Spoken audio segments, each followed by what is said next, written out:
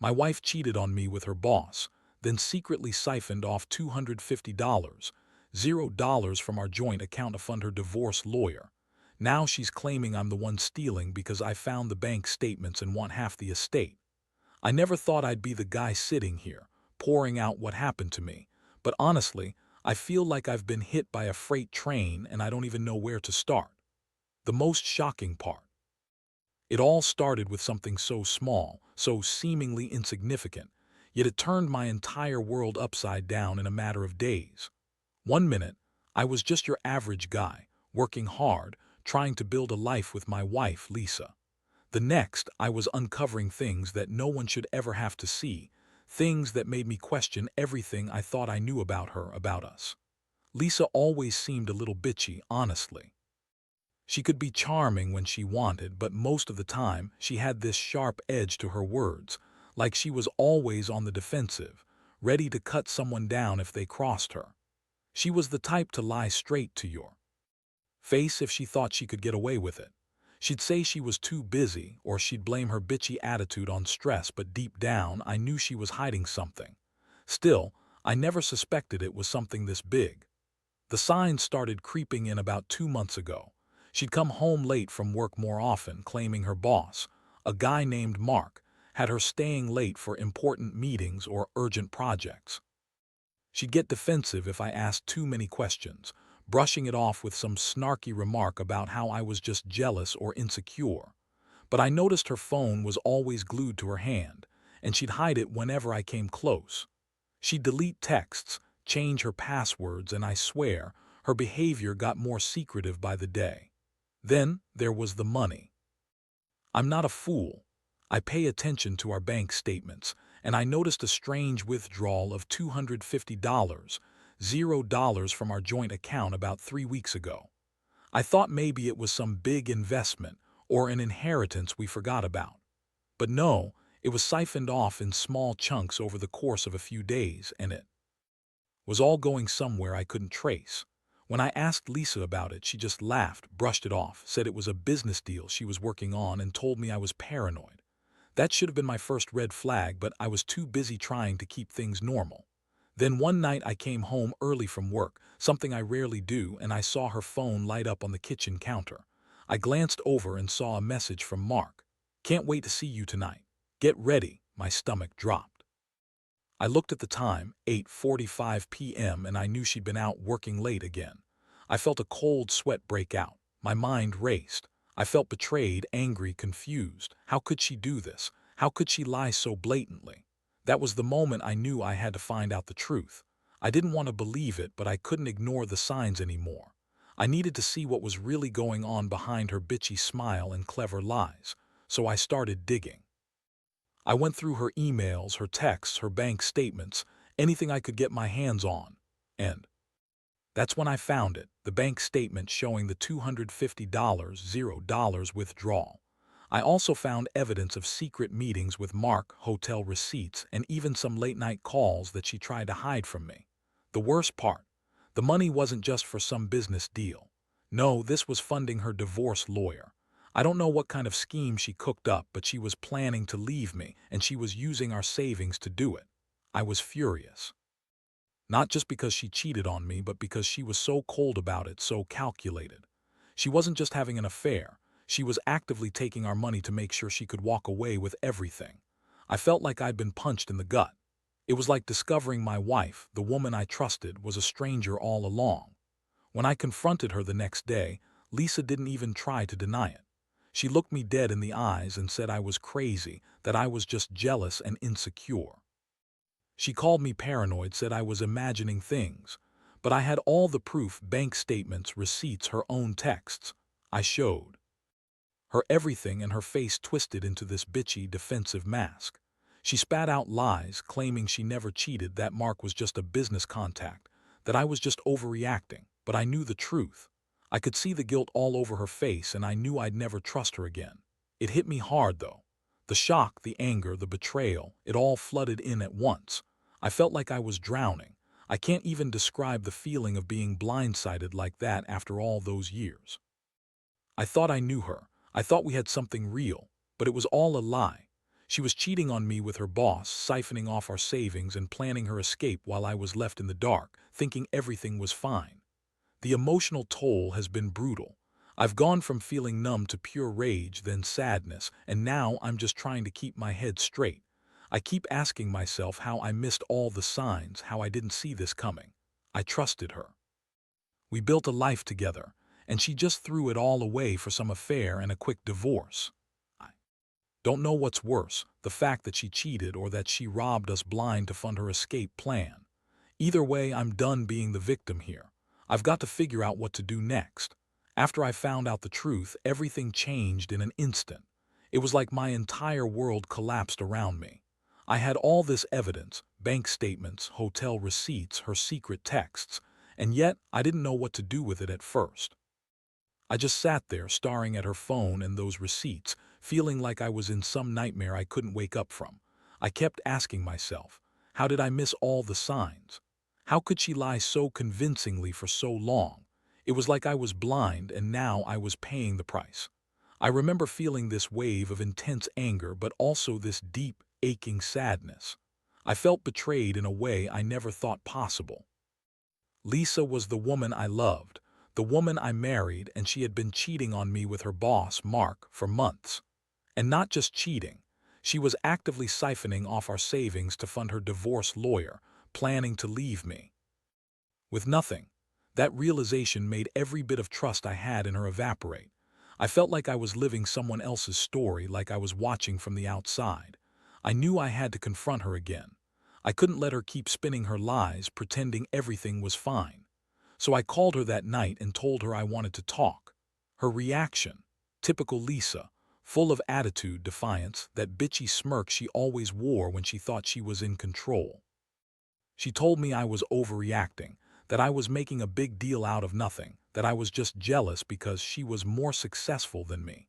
I could hear the condescension in her voice, like I was some kind of insecure loser. When I pressed her about the money, she started twisting her story. Said she'd been saving up for a special project, and that I was just jealous because I didn't understand her ambitions. She threw out words like investment, future, and security, trying to make it sound legit. But I knew better. I knew she'd been siphoning money out of our account, secretly meeting with Mark and planning her escape. I didn't buy her lies anymore, and then she got really bitchy. She snapped at me, accused me of invading her privacy, said I was trying to control her. She called me paranoid, said I was crazy for going through her stuff. I felt like I was losing my mind. How could she be so dismissive? How could she lie so easily? I realized then that she wasn't just having an affair. She was actively destroying what we had. She was planning to leave, and she didn't care what I thought or felt. That night I couldn't sleep. I kept replaying everything I'd found, trying to make sense of it.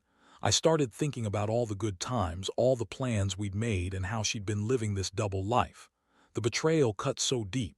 I felt a mix of rage and heartbreak. I kept asking myself, how do I even begin to fix this?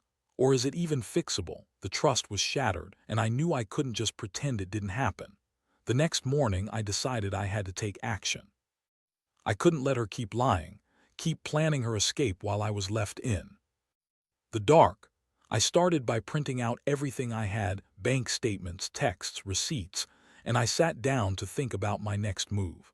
I knew I couldn't let her get away with this, not without consequences. I also realized I needed to protect myself financially.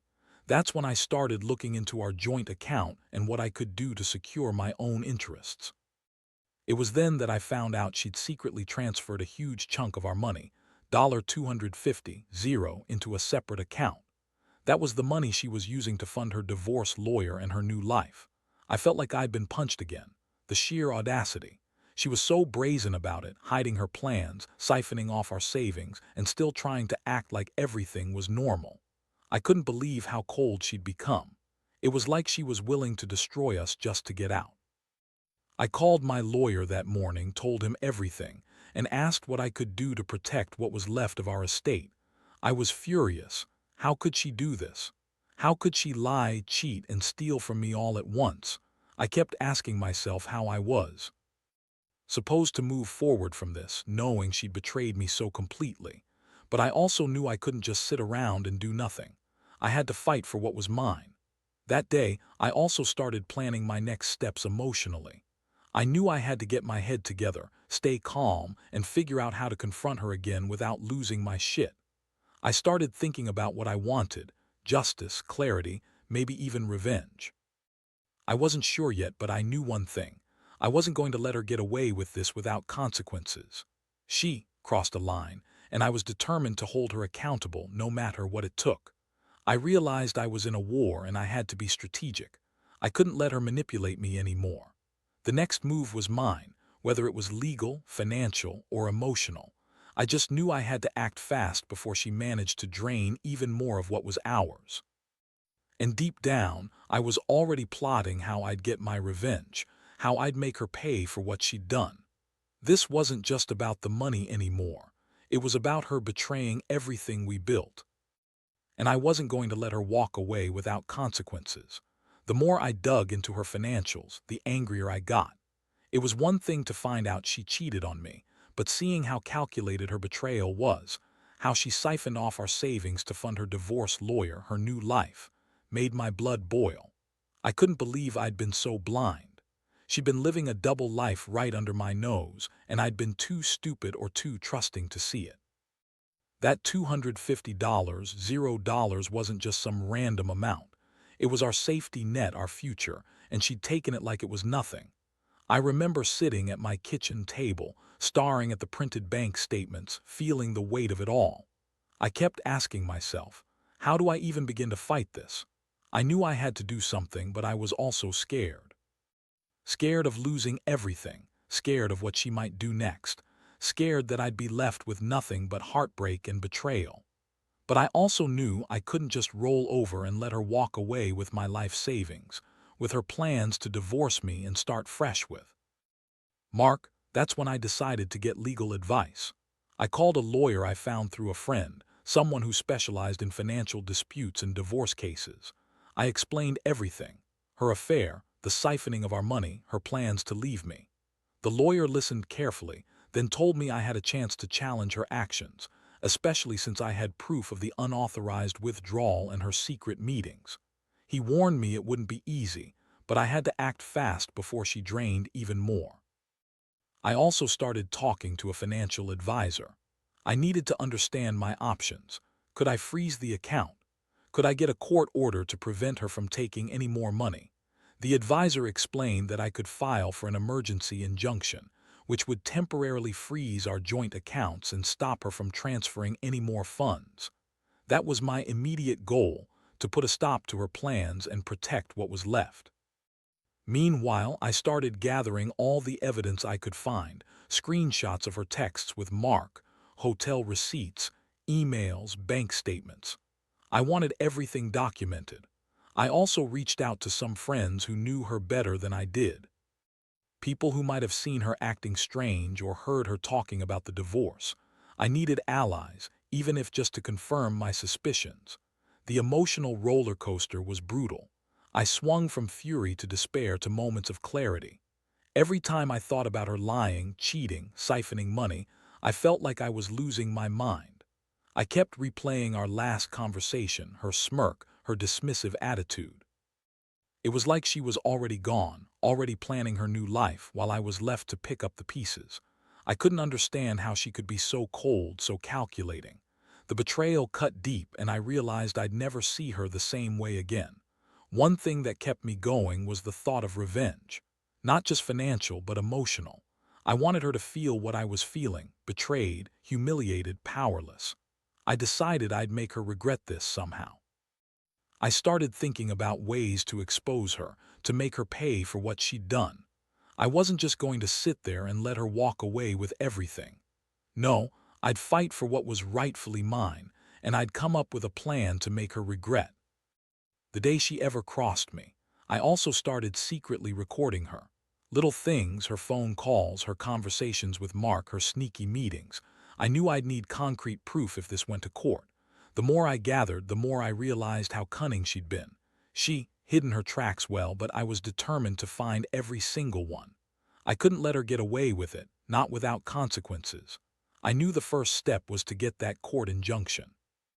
I contacted my lawyer again, and he told me what I needed to do. I had to file a motion explaining the situation, her affair, the siphoning of our money, her plans to leave. I had to prove I was acting in good faith, that I wanted to protect my rights and assets. It felt surreal, like I was in some legal battle I never signed up for, but I was determined to win. The day I filed the paperwork was nerve-wracking. I felt vulnerable, exposed, but also strangely empowered. I knew this was my chance to stop her from taking any more of our money. I also knew that once the court saw the evidence, she wouldn't be able to deny what she'd done. I was ready for a fight, not just for my money, but for my dignity. I wanted her to know I wasn't going to be a victim anymore. In the meantime, Lisa was acting even more bitchy and dismissive. She'd come home late, throw her attitude around, and pretend everything was normal. But I could see through her facade now. She was panicked, trying to cover her tracks, but it was too late. I'd already started fighting back. Every day I felt a little more confident that I was going to get justice, even if it meant tearing her world apart. And honestly, I was already planning my next move, because I knew this wasn't over yet, not by a long shot. The court hearing for the injunction was a whirlwind. I had all my evidence meticulously organized: bank statements, text messages, hotel receipts, recordings. When I sat across from Lisa and her lawyer, I felt a strange mixture of anger and relief. Seeing her there trying to act innocent was almost laughable. She looked at me with that bitchy smirk, like she thought she was untouchable. But I knew better now. My lawyer made a strong case. He laid out everything: the affair, the siphoning of our joint account, her secret meetings with Mark, her plans to divorce me and leave with our money. We presented the bank statements showing the unauthorized withdrawal, the hotel receipts from her clandestine meetings, the emails where she discussed her divorce strategy. The judge looked at all of it carefully, and after a tense half-hour, he granted the injunction. Our joint account was frozen, and Lisa was ordered to stay away from any further transfers of funds. That was a huge relief, but I knew it was just the beginning. The real battle was still ahead. Now I had to figure out how to handle the next steps: divorce, splitting assets, and making sure she didn't get away with everything. I also couldn't shake the feeling that she'd try to fight me every step of the way. She was manipulative, bitchy, and used to getting her way. I had to be prepared for her to play dirty. Meanwhile, I started working with my lawyer on the divorce proceedings. I demanded transparency. She'd been hiding so much, I didn't trust her anymore. I wanted full disclosure of all assets, including the money she'd siphoned off, and she was going to have to explain her actions in court. I also hired a forensic accountant to trace the money she'd taken and to evaluate what was left of our estate. The more I found out, the more I realized how deeply she'd betrayed me. The emotional toll was staggering. I felt like I was living in a nightmare I couldn't wake from. Every time I saw her bitchy smirk or her dismissive attitude, I felt this surge of anger. How could she be so selfish, so manipulative? She was draining our savings, planning her escape, and still had the nerve to act like the victim. I wondered what she told her friends, her family, how she spun this whole story to make herself look innocent. I knew the truth, and that was all that mattered to me now. I also started to pull back emotionally. I couldn't let her see how much she was affecting me. I put up walls, kept my distance, and focused on building my case. I knew I had to be strong for myself and for whatever future I wanted to salvage. I also began to think more about revenge, not just legal but psychological. I wanted her to realize she couldn't manipulate me anymore, that I wasn't going to be her pawn. One night, I caught her trying to delete some texts and hide her phone. That was the moment I decided I needed to be even more careful. I installed a hidden app to monitor her calls and messages, just to see if she was still trying to hide things or contact Mark. I didn't want to be naive anymore. I knew she'd fight dirty, and I had to be ready for it. The last thing I wanted was to be blindsided again. As the weeks went by, I started to see her crack. The bitchy attitude turned into outright panic. She was trying to manipulate her way out of the situation, but I wasn't falling for it anymore. I kept pressing for full disclosure of her assets, and I was determined to get half of everything. because I believed I deserved that much. I wasn't just after the money, I was after justice, after making her realize she couldn't keep playing her games and get away with it. The worst part, she kept lying. She'd deny everything, spin stories about how she was doing this for us, how she was trying to build a better future. But I could see through it. I knew her true intentions. She wanted to leave with her new lover and our money, and she didn't care about how much she hurt me. That realization made me even more determined to fight back.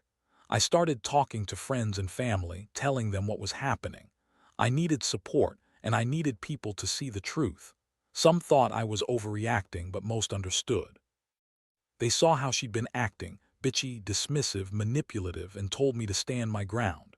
I was grateful for that because honestly I felt like I was losing my mind sometimes. The betrayal was so deep, I questioned everything about my marriage, about Lisa, about myself. Now I'm just waiting for the next court date. I've got the evidence, the testimony, the legal backing. I know she's trying to spin her story, but I don't care. I want her held accountable. I want her to understand that she can't just cheat, steal, and manipulate her way out of this. I want justice, not just for me, but for the trust we once had. The whole experience has changed me. I'm more cautious, more guarded, and honestly more angry than I've ever been. But I also feel a strange sense of empowerment. I'm finally taking control of my life again.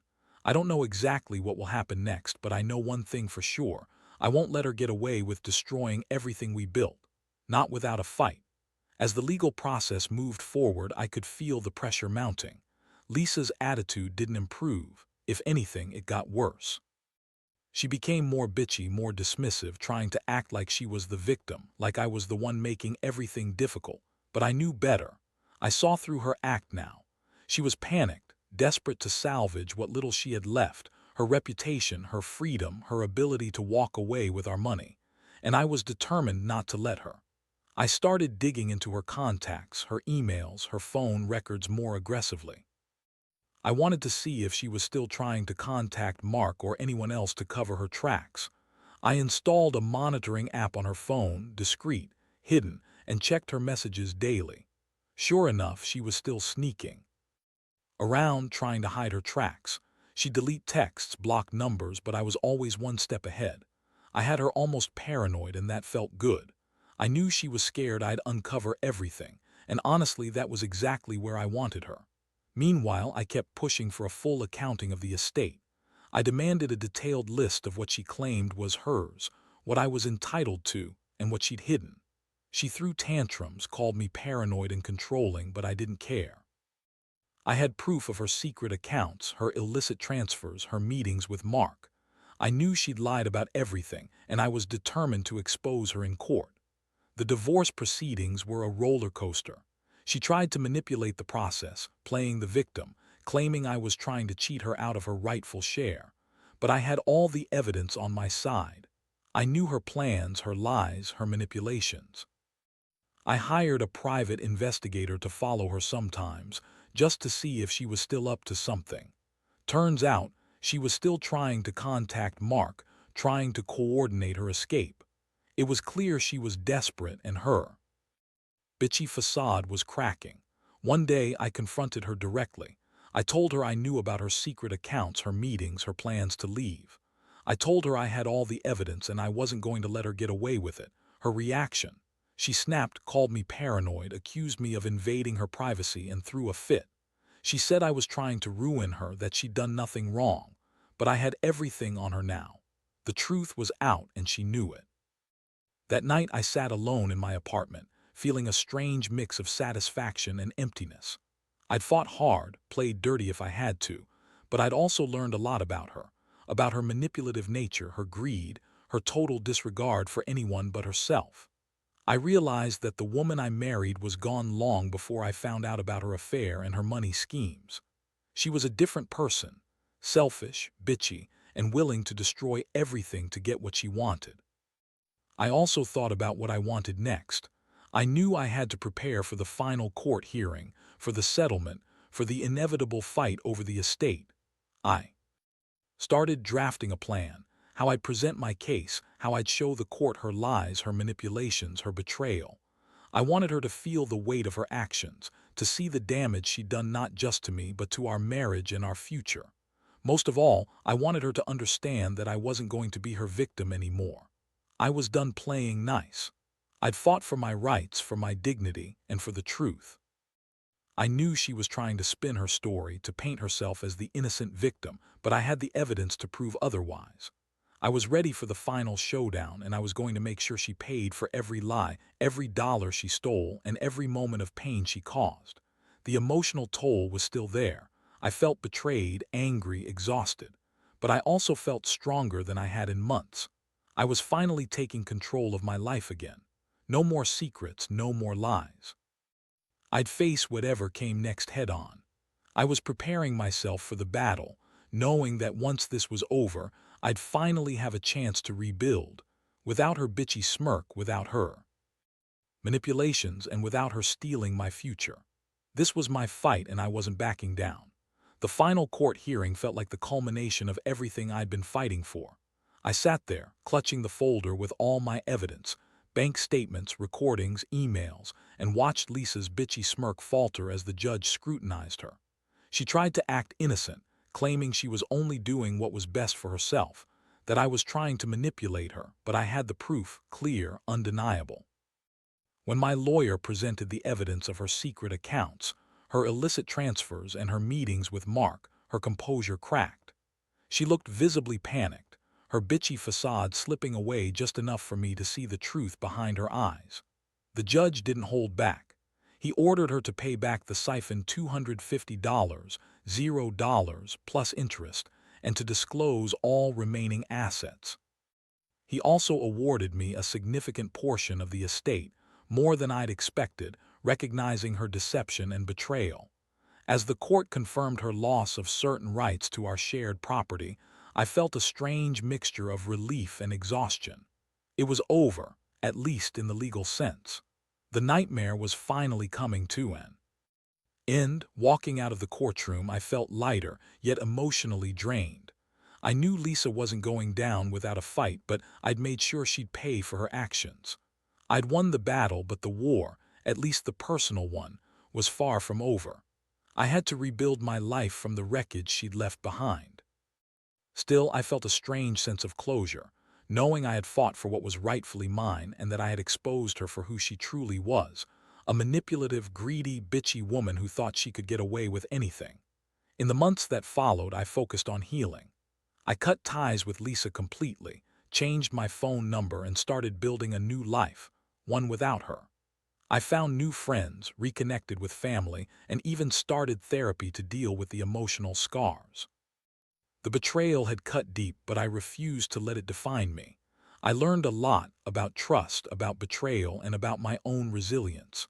Looking back, I realize I was lucky to get out in time. Lisa's plans to cheat, steal, and walk away with everything had almost succeeded. But I was smarter, more determined, and I fought back with everything I had. I hope anyone reading this who's going through something similar learns that you don't have to accept betrayal quietly. Sometimes you have to fight for yourself, for your dignity, for your future.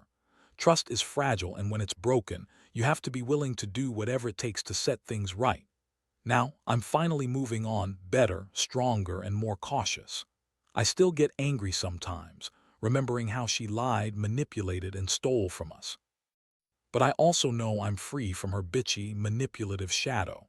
I've reclaimed my life, and I've learned that sometimes the only way to beat a liar and a thief is to expose them completely. And that's exactly what I did.